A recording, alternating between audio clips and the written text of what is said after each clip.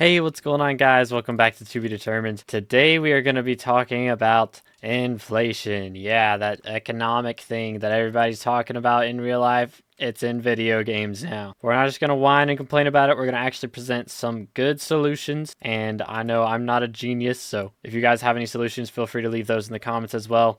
And we're going to jump into it.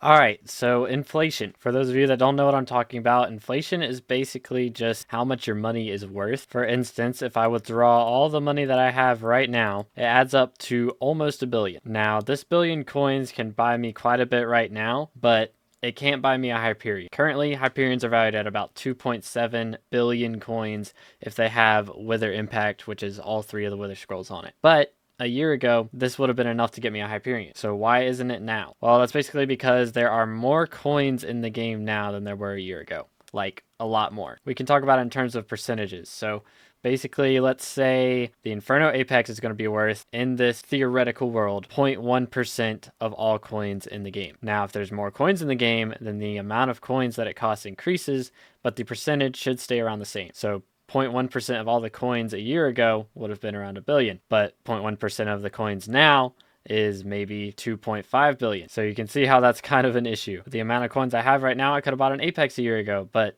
it won't buy me even half of one now. And that is because of this, the garden. Since they made the recent garden changes to NPC sell price, all of these crops are worth way more than they were a year ago. All of these crops are worth way more than they were 2 months ago. And that is because they wanted to make farming comparable to mining at the very least, with how much money it makes per hour. And both mining and farming make their most money whenever you are selling the items to NPC. Now, when I sell an item to NPC, that is basically me creating coins into the economy. I'm generating coins that did not exist in the economy before. So if I sell these blocks to NPC right now, boom, I just made 256 coins out of thin air. But if I were to sell them to Bazaar instead, like that, those coins are being taken from another player. Another player just bought those blocks from me. So those coins existed somewhere. So the issue that we really have here is between money generators and money sink. Now, when the admins made the crystal hollows and the dwarven mines, they knew they were going to make a ton of money, and they knew it was mostly going to be from selling to NPC. So they added a few money sinks along with those updates. So if we warp to the dwarven mines, the first few money sinks that they added were to this NPC. The minute everybody joined the dwarven mines, they had to get a fractured mithril pickaxe. So every single player that joined the dwarven mines, that was instantly 10,000 coins taken out per player,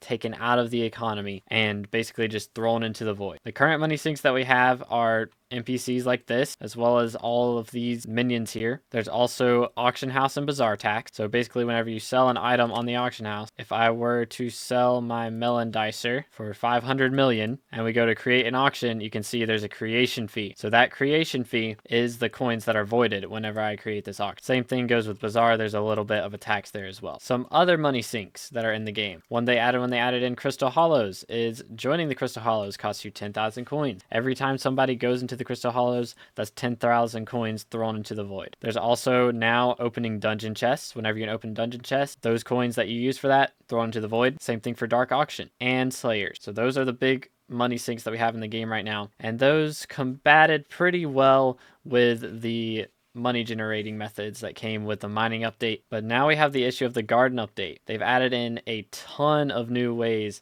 to actually generate coins for a ton of profit, and the problem is they haven't added in enough money sinks to be able to counter it. Now with the Rift update, we should be getting a couple of money sinks. The first main money sink is going to be to re-enter the Rift. You will have to pay grand XP bottles, so that's going to help out a decent amount. You have to pay grand XP bottles or bits to be able to enter before your cooldown is over, but I don't think that's going to be enough to cover the entire garden update. We don't want to completely battle inflation 100 because a little bit of inflation is good. Because let's say I played SkyBlock 2 years ago. I had 100 million coins then, which could have bought me a lot of really good things. But if I come back after not playing for 2 years and I have 100 million coins, it's not going to be able to buy me the same thing, which is a good thing because that encourages me to play the game more instead of not playing for 2 years. So we definitely need more money sync. And of course, I know a lot of people are saying they need to nerf the NPC sell price, which is what they did with the mining update. They had to do that, I think, 2 or 3 times before they found a decent price that didn't completely destroy the economy with inflation. So I think we're going to have to nerf the sell price of most crops by a decent amount. Not insane, but maybe like 20%. Because the difference between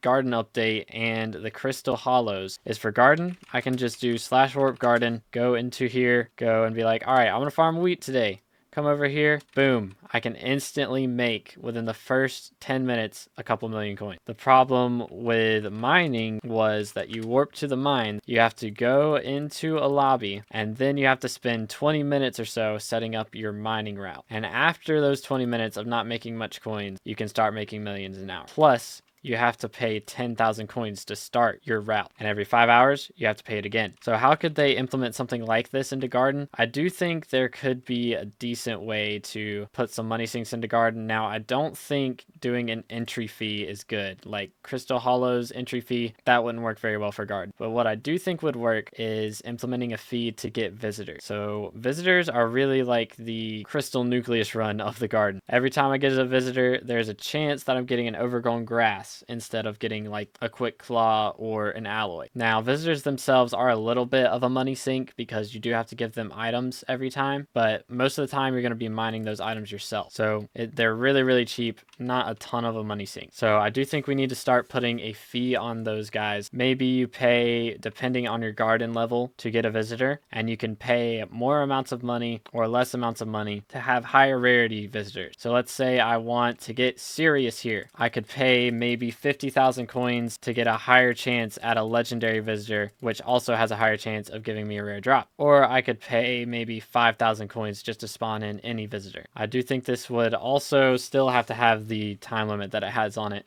of only spawning one in every 12 or 15 minutes, depending on your garden level. But maybe they also add in a way to decrease that cooldown. That is also a money sink, or maybe it costs bits to decrease that cooldown. This is just one suggestion that I have, and I know it's probably not the one problem solution that fits everything, that will fix everything immediately, but I do think it's a good start. Let me know what you guys think. I'm gonna try to buy an Ender artifact. Hope you guys enjoyed today's video. If you did, remember to like and sub if you haven't already, and let me know in the comments if you have any ideas about this, because plenty of you guys are smarter than me. But I appreciate you watching to the end. Catch you in the next one. God bless.